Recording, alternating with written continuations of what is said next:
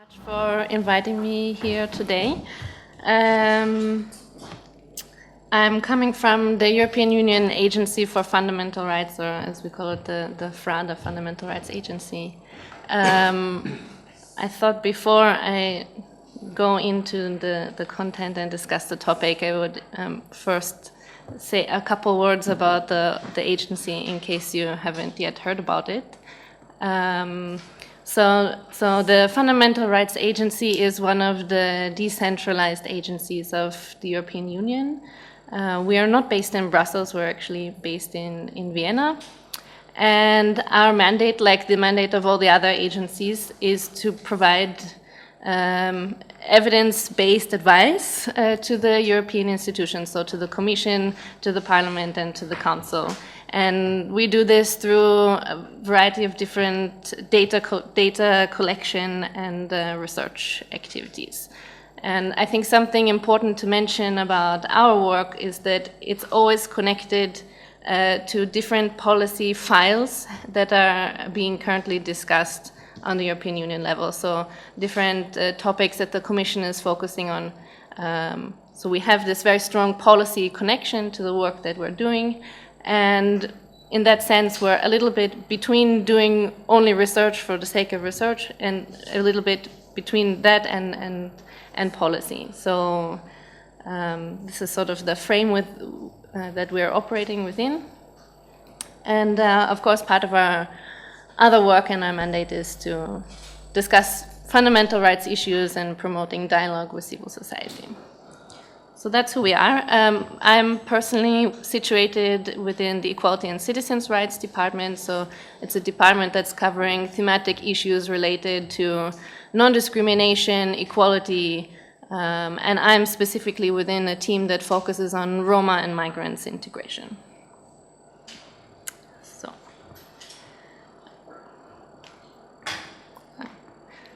So when I was preparing my presentation for this conference, I was actually not really quite sure where to begin, because I'm sorry I wasn't here yesterday to participate in the discussions and to listen to the presentations. So I'm not quite sure what you discussed yesterday. But reading through the concept note about this, I found a lot of interesting aspects that, of course, link to my work, but about the topic in general. And I think that this notion of migrants as these others who are expected to integrate into this host society that's characterized by a single culture as this benchmark for integration policies and discourses is really an interesting starting point. And I think it's interesting from the perspective of what we mean by integration or inclusion, and also what we mean by the groups we're talking about. So who are these migrants, or in our case also looking specifically at Roma as well, which kind of overlaps between the notion of ethnicity and migration, because Roma is also a bit more of a complex topic. So I found this a really interesting starting point. And one of the interesting questions is then, do we talk about integration or do we talk about inclusion? Like, what is the difference? So I think that there is a lot of academic studies and research already done on what is the actual theoretical difference between integration and inclusion, but also looking from the policy context and policy perspective, the use of these different terms is really unclear.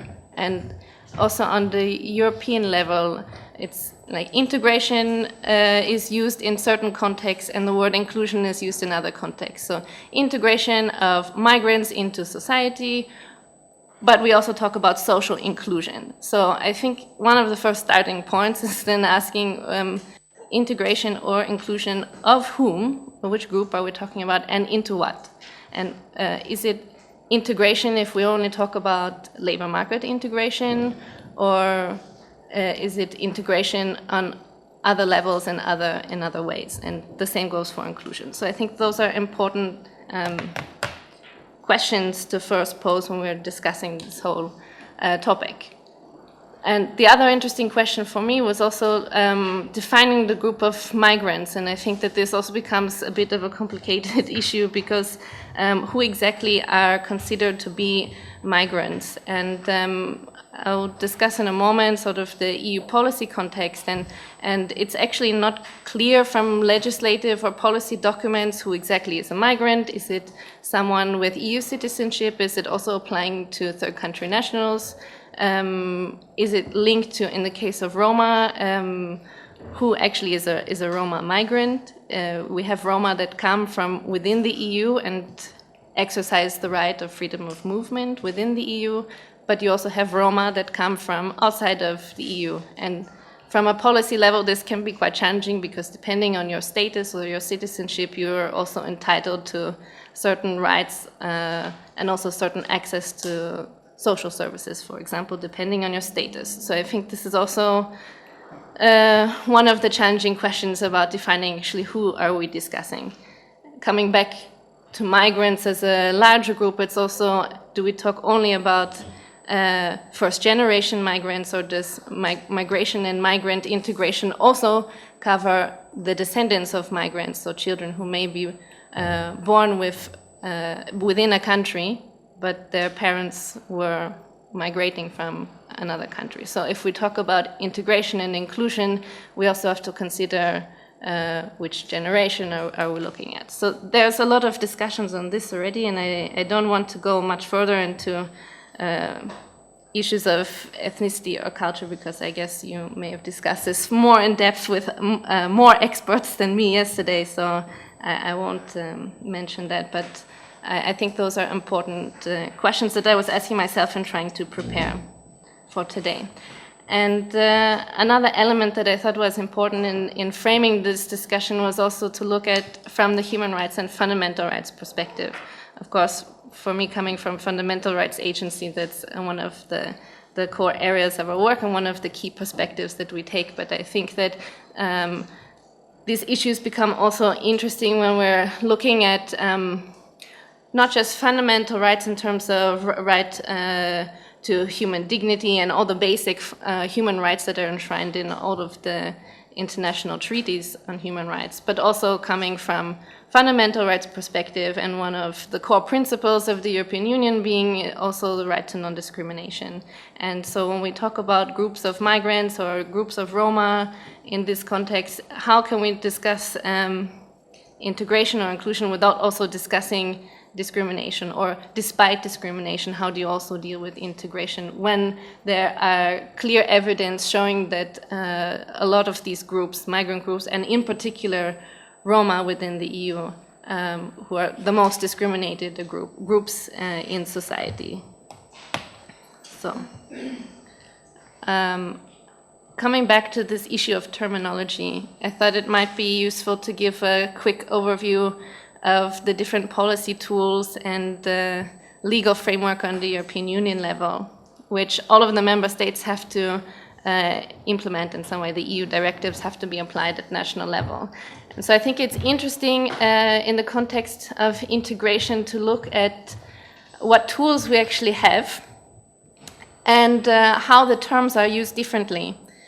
Because I think that when we're creating policies, this also makes some challenges for us. And if you look at the EU directives, most of them are applying to third country nationals. So if you talk about integration of migrants from the EU legislative framework perspective, normally it refers to integration of migrants as third country nationals, which means that anything that a person or an individual is entitled to, we're talking about status here normally, family reunification rights, third country nationals as longer term citizens, and also most of these directives are targeting, it's a clear sign, I think, that the EU member states would like to attract highly qualified workers. So the directives are aimed at a certain type of migrant. So if you're educated and you want to come and settle or live for a time in the European Union or one of the member states, no problem. If you're highly educated and can contribute to the labor market, we want you. But do we want migrants who are low educated or low skilled workers it's a bit unclear. There is no directive for intra-EU mobility because as European Union, every European Union citizen has the right, the freedom of movement, the right to freedom of movement. So in theory, we are all able to travel around within the EU, no problem. Except for in reality, we know that that it is a problem. And if you look particularly at Roma who are exercising the freedom of movement, they encounter particular challenges.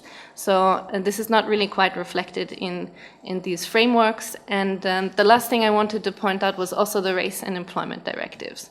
So on the EU level, we have the Racial Equality Directive, which says that no one should be discriminated against on the basis of their race or ethnicity when seeking employment. And the data here show also that this is not really the case for many groups, and in particularly for the Roma, who encounter really high levels of discrimination when trying to access the labor market. So this is quite a complex picture, and I think that it's quite problematic that there is no consistency in the way the term integration is used or inclusion. And it's also reflected in the structure of the European Commission. You have DG Employment, the Directorate General for Employment, that focuses on social inclusion policies, which are generally targeted towards the citizens within a country, vulnerable groups of their own citizens. And then you have these other directives and other policy files which focus on integration and third country nationals. So these terms are not really used in the same way across the different files.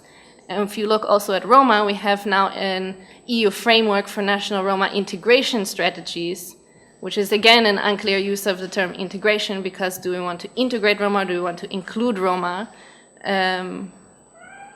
I think that there is some room for further discourse analysis, perhaps, on the conflicts between the use of these terms. Coming a bit to connecting this to the work of the Fundamental Rights Agency, I think it's interesting because we are analyzing these from the perspective of two different projects. So we have now a mapping exercise that we're doing on social inclusion and migrant participation in society. So we're looking at analyzing all of the existing migrant integration legislation and policies. And there we see that there's a huge variation across member states in terms of the different conceptions of migrants and the different applications of migrant integration and how the EU directives are translated to the national level. So we're looking at how are these legislation and policies transcribed, and how are they also monitored and assessed in all of the 28 member states, and what are actually the drivers and barriers to implementing migrant integration policies.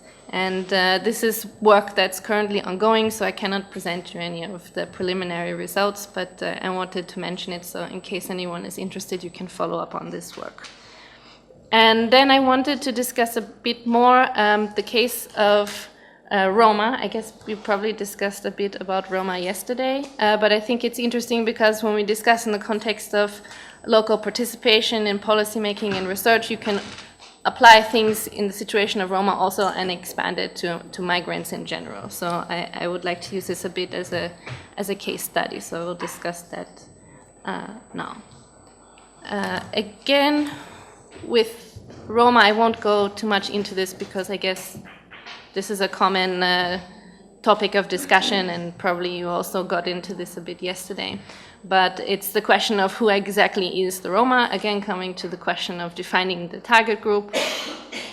And yeah, the term Roma in and of itself is still a bit of a complicated term, because on the European Union level there are the standard definition of Roma, defined by the Council of Europe, which is used basically like an umbrella term to refer to different groups and subgroups of Roma, so everyone from Roma, Sinti, Kale, Calderash, but also gypsies, travelers, gens de voyage. They are all grouped under the term of Roma. And this, of course, can be disputed because not everyone who would be from externally identified as Roma would self-identify as Roma, or there are problems with this term. But it is used at the European Union level and also in our work to refer to all these different groups as one. And also to refer again to the perspective of human rights and fundamental rights, that Roma inclusion, I prefer to use the term inclusion, but when we discuss Roma inclusion, it's not only about addressing, in the case of many marginalized and vulnerable Roma groups, not just socioeconomic standards, but it's also about ensuring that fundamental rights and human rights are respected, and in particular the principles of equality and non-discrimination, because many of the Roma in the European Union are EU citizens, most of them, and this entitles them to certain rights and protection. And also the role of the state as the duty bearer. So I wanted to briefly discuss the issue of local participation and connect this a bit to an ongoing research that we are doing, which is called Local Engagement for Roma Inclusion. This project is basically having the objective to better understand what's working for Roma inclusion, also what's not working for Roma inclusion efforts, and to really understand why, the processes behind them. So the aim of this project is really to bring together different local level actors, public authorities, local authorities, the public services, social services, as well as members from Roma communities and different NGOs that are working with or for Roma from the community level, and to bring these different actors together to jointly identify a common need and to implement something together. And the idea is that through this participatory approach, we can learn at what stage in the process bottlenecks are encountered, or when something works. It's not, oh, we implemented this project and this was the outcome of the project and we trained this many people and it was a success. Really to understand the processes and the mechanisms behind that, because there may be elements that are transferable, or there may be elements of success like that boil down to only maybe it was a motivated and really charismatic individual that made everything successful. And if we understand that, well, then it's not because of a certain policy or because of some structural element that something was successful, it's because of an individual. It's just one example. But to understand then the processes and the drivers really behind success, then we can also use this to better develop policies. So the main objective of this project, and it's running since 1 year ago we started, and the field implementation is starting now and will run until the end of 2016. So I cannot present any preliminary results at this point. But the idea is that by the end of the project, we're hoping that we can increase the understanding of needs of the communities as defined by the communities themselves. And to facilitate a higher level of participation in these processes. So participation in the sense of local community members being engaged in the design of projects or local actions or local strategies, but also in their implementation and in monitoring them.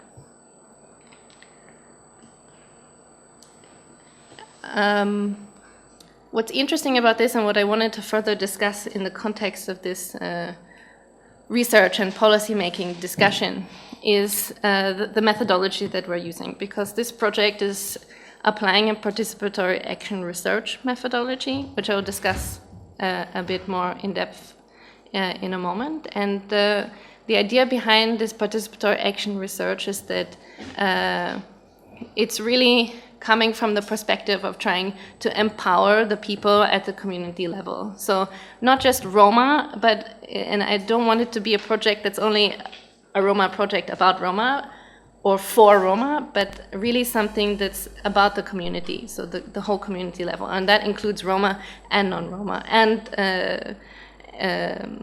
local authorities as well, as kind of equal actors in the whole process. So this participatory action research methodology was, from our point of view, it's something that we're testing, it's something that we're doing for the first time, and it's a bit different than other types of standard sociological methodologies in the sense that it really has a strong element of empowerment and change that should be facilitated through the research process. The reason that we chose this is because it really, if done and implemented properly, this type of methodology can really give the local people, the local communities, a voice, and not just being the object or the subject of the research. They're really equal partners. And you can apply this research methodology to varying degrees. So you can have a PAR is the shortcut for participatory action research. You can have a sort of PAR light, or you can have really deep PAR, where in fact the researched become also the researcher. So you're changing the power relations in this type of methodology. So the reason we chose this because we wanted to really give the communities a voice and to learn from them and to facilitate a process where the communities themselves can define the needs. So we didn't want to come in and say externally, well, we know in this community these are your challenges.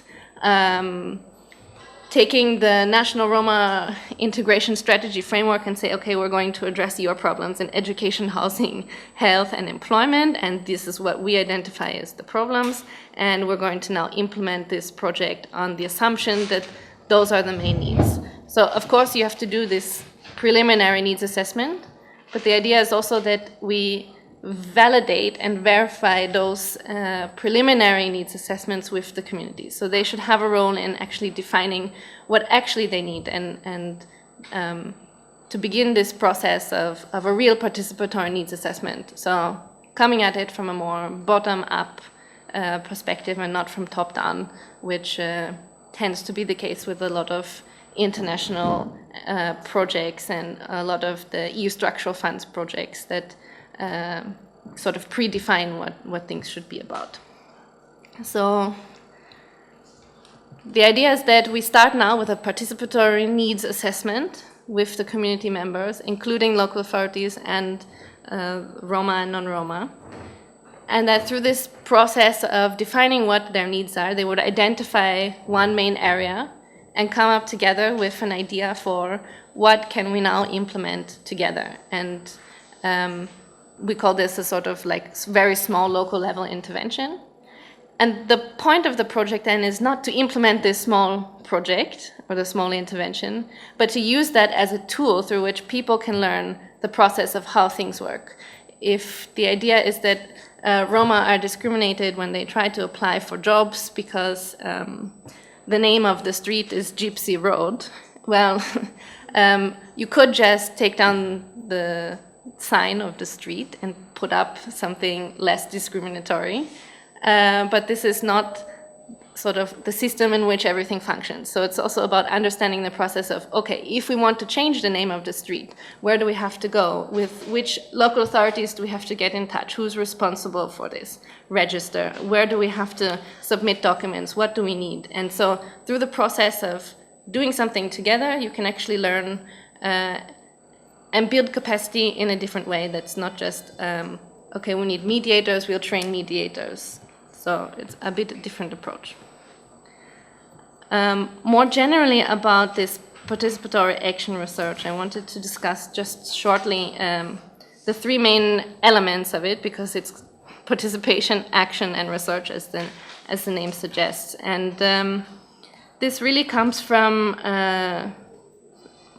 about 50, 60 years ago already, with the work of Kurt Lewin, who was a social scientist.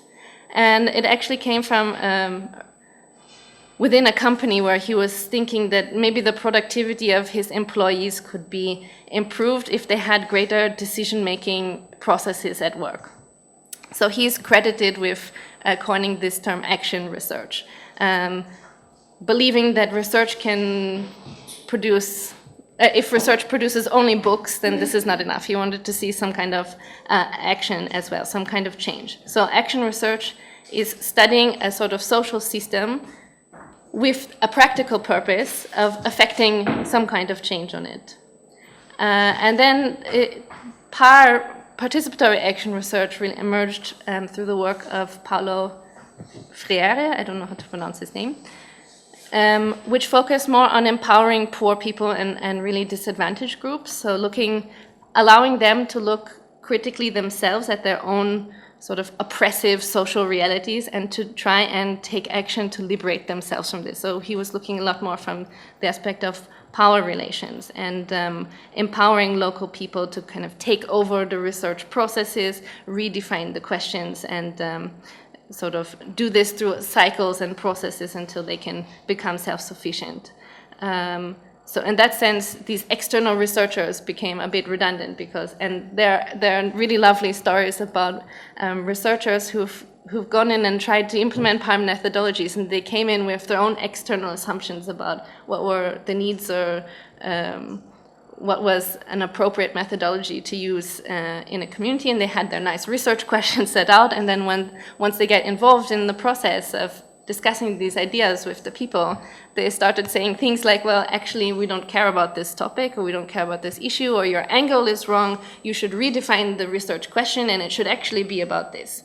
And so it's this very cyclical process of then, as the researcher, giving up a bit maybe your preconceived notions about what actually should I research, what is the question, and then allowing also the subject of your research to redefine that. So it's, in that sense, not really, I think it's maybe controversial a bit in that sense. So we have two approaches to participatory action research, and one is this more critical approach of investigating the situation of vulnerable, marginalized groups to address these underlying issues of empowerment and power relations within communities. And then you also have a pragmatist approach towards PAR, which is not necessarily focused on emancipation or power relations, but it's about really bringing people together to solve a problem that affects them, which would require more participatory methods. So there we have the three core elements of participatory action research, and one element is participation, so allowing the people in the research not just to take part in the research, to be invited to a discussion or being invited to a conference, but really to be an equal partner in the process. You have the action, which is sort of the aim of what you want to achieve, the action, the idea that you want to produce some kind of change through the research, so it's a bit more, I guess, activist in this sense. And then the research element of the PAR, which is the whole research process being carried out with local people rather than on them. So this really connects a lot to one of the slogans that's been used in the Roma movements now, that was borrowed actually from the disability movement, nothing about us without us. So this is a really nice, I think, methodology to use to really engage people in defining their own needs and defining how things will be done with them and not just as a target group. Okay, so I have not so much time. As I mentioned before, this type of methodology can be implemented in a light version or really in a deep version, which puts everybody on an equal level. The researcher and the researched those lines become blurry and they're not anymore there. So some examples of PAR light techniques would be everything from interviews and surveys and focus groups, which we already know, but also things like community visioning, citizens' councils, a consensus conference. So just different methods to facilitate participation in different ways. And then also finding ways to bring in persons to like a research advisory board so that they're more integrated into the research process. And then the PAR deep techniques, which really would be taking members from the community and making them co-researchers, so they're also involved in the processing and analyzing of the data and other methods like photo voice, participatory video, which I think we're seeing something on that later today. So that's really where the persons themselves from the community are defining what's interesting for them, defining the topic, defining the research. So, and just to give a couple of examples, since I only have 5 minutes left, I wanted to discuss specifically how we're applying this participatory action research methodology in this local engagement project, and specifically in cases where we're going to target Roma migrants. So we have 3 cases where we're looking specifically at Roma migrant groups, and that's in Finland, in the UK, and in France, possibly also in Spain, but I don't have details on that yet. So in Finland, the case is really interesting because the Finnish National Roma Integration Strategy, Finland, I should also mention, when it comes to Roma inclusion issues, is always mentioned as a really good example, promising practice, because they have advanced so far in terms of integrating Finnish Roma. But in Finland, the National Roma Integration Strategy only covers Finnish Roma, so Finnish Roma citizens who have different needs and are basically a different group than the migrant Roma, or I have problems saying migrant Roma because they're just Roma exercising intra-EU mobility, but I don't know how to say that in a short way. So migrant Roma who are coming mostly from Romania and Bulgaria and are coming seasonally and sometimes for longer periods to Finland. And these people are completely left out of the national strategy. And to develop this shared understanding of what do they need in terms of a communication strategy, how can we maybe facilitate ways that, that we can reduce the community tensions, and again, through some of the power techniques that I mentioned earlier, like through interviews, visits of the local authorities to the slums, which actually doesn't happen in most places. The local authorities know that there's an issue going on, but they've often never been to the camps. So really facilitating higher interaction between the different groups of stakeholders, and also some type of community visioning process that they could define, okay, now what can we do together, and they'll try and implement that. So those are just a few examples. We haven't gone much further into the implementation process, so it will be exciting to see what the results of those interventions will be. And I just had a couple last remarks about research and policy making and the bridge between the two of them. And I think that from our research and from our work over the past years, there's a lot of areas where better research can really inform, more research can inform policy making, because it's not always the case. And I think that, as I mentioned earlier, there's a real need for understanding the terminologies that are being used, defining the groups that are being addressed by policies, and also when it comes to data collection, because one of the main challenges is that policies are designed in the absence of real proper data on the situation. I mean, when we are talking about Roma, for example, before 2011, there was almost no data on the situation of Roma. So how can you define a policy or a strategy if you don't know how many people you're dealing with, or what actually are their needs, what are their concerns? So I think that there is a huge potential for research to inform policy making at the local level, but also even at the national or EU level. And this question of data collection is also feeding into issues of monitoring. So once you actually do have policies and strategies, how are they being monitored? How are they being assessed? And here again, I also see some potential for research feeding into that process. So I think I ran out of time. Thank you, and I'm happy to take any questions.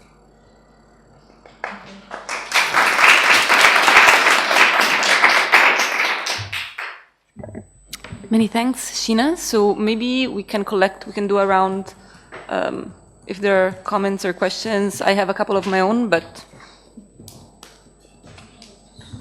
yes. I was curious about the process in which how you choose the representative in order to what is the criteria and how does the communication work in practice? That's my question. Thank you.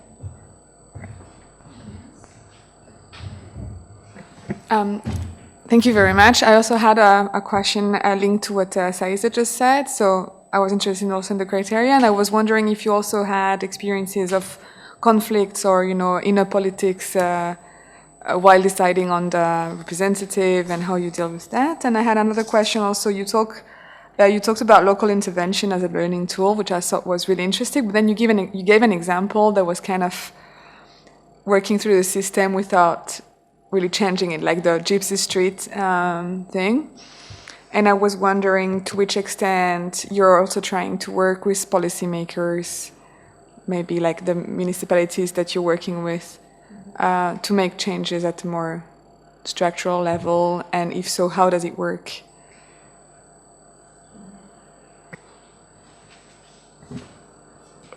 A very general question. Would you say it's really necessary to always have a national or even supranational strategy on these issues which are local issues that actually play out very differently in different settings?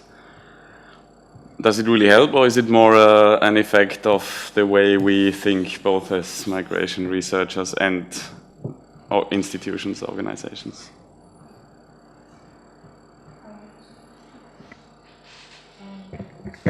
It's rather short. I was wondering about any resistance among these organizations, whether they're actually interested in you helping them at all, solving their situation.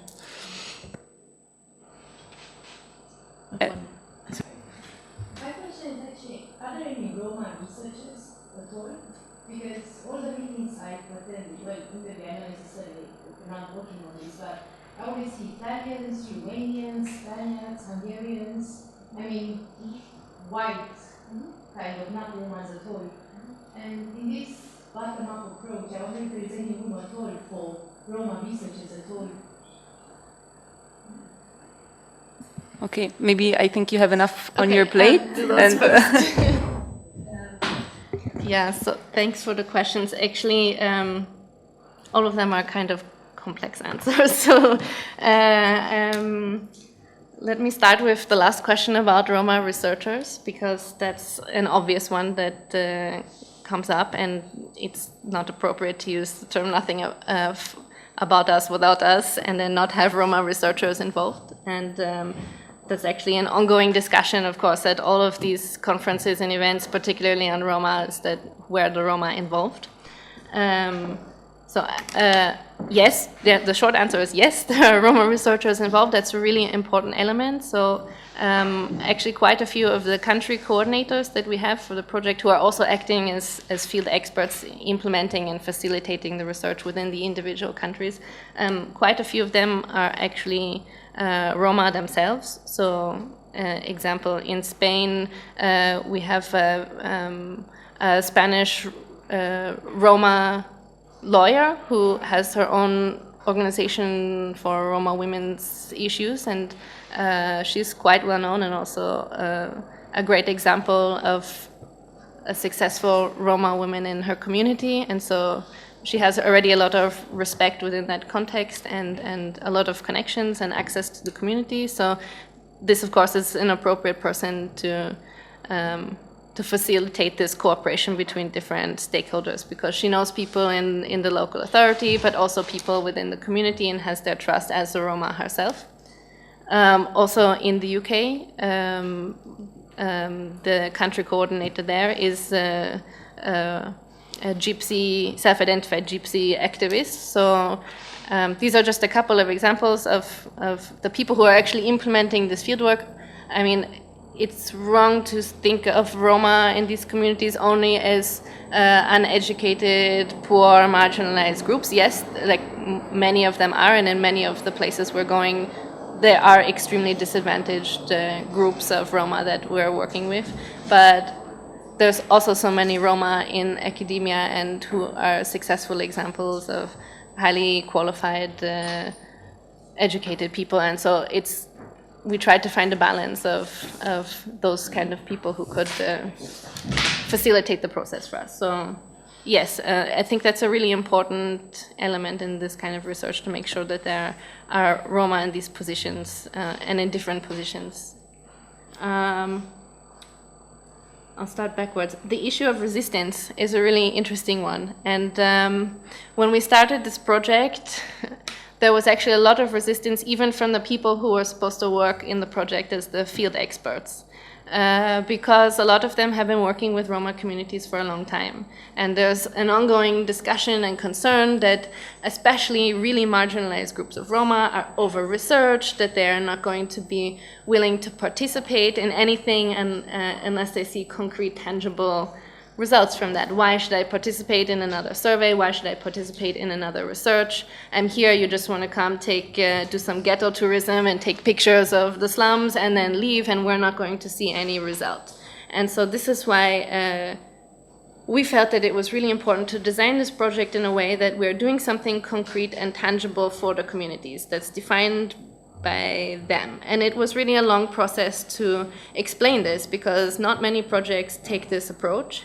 And so especially when you come in as an EU institution, it's, oh no, another EU project, like we don't want this. And even within our own group of researchers facilitating the project, it also was a process of understanding and realizing that that we really wanted to take this bottom-up approach, and we didn't want to predefine what should be done. So in effect, we have 22 very different projects in 22 very different localities, because they all have to be catered to those specific needs. But yes, there is resistance, because this is, I don't know if you've experienced it in your own research, but getting access to the communities and building trust with the communities is really not easy, and it cannot happen overnight. And this is why you need to have partners who are already established, have the trust, and have been working with the communities for a while. And I think that can help facilitate then the research, if you have these right connections and if you come and really promise that you're going to deliver something for them. So it's not just another training that they didn't ask for and that they don't need.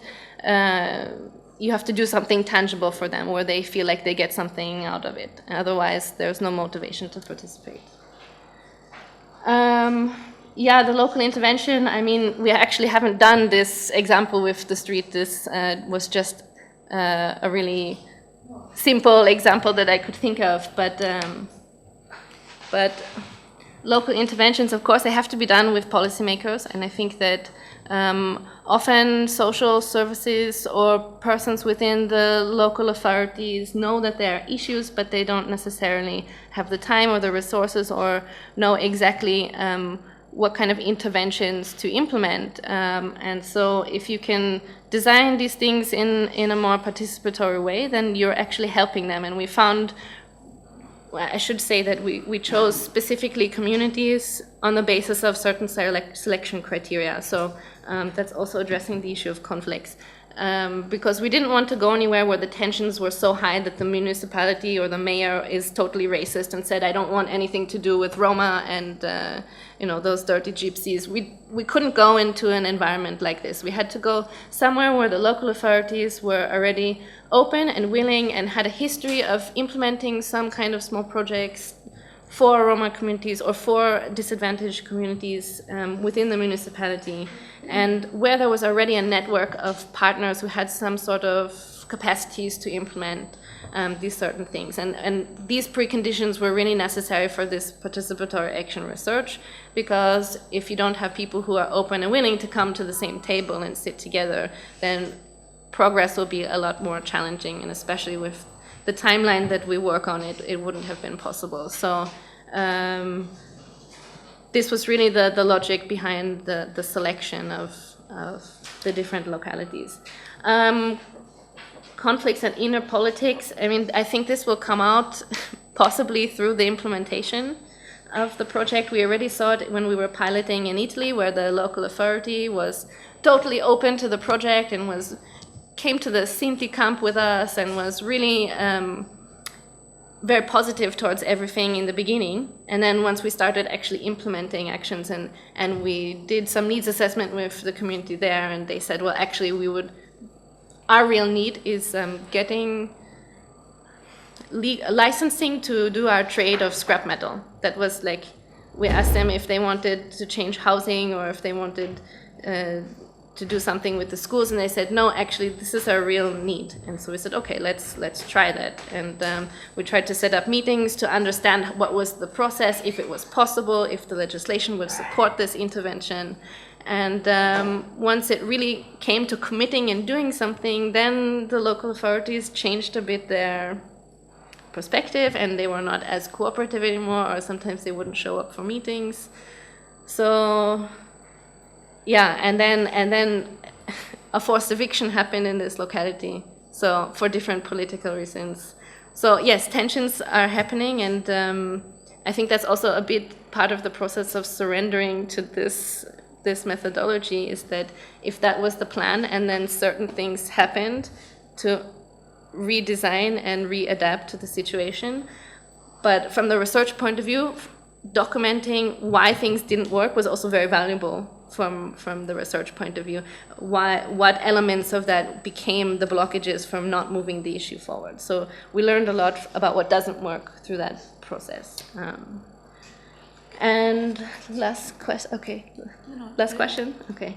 About the representatives, how did we choose the persons from the community? Because I think that that's also an issue in research, and particularly in Roma issues, that there's a lot of self-elected representatives of the community. So, I mean, one thing was choosing NGOs and partners and also local leaders and having the initial conversations with them. I think the other way to get around this is really to design techniques and apply different part techniques that allow for participation of others. So if you do things like this community visioning, opening up a space where other people, other than that one self-elected leader to speak, I think that you can find techniques that will facilitate also the real voices of other community members as well. So I think it's a bit of a balance, but you have to work with both.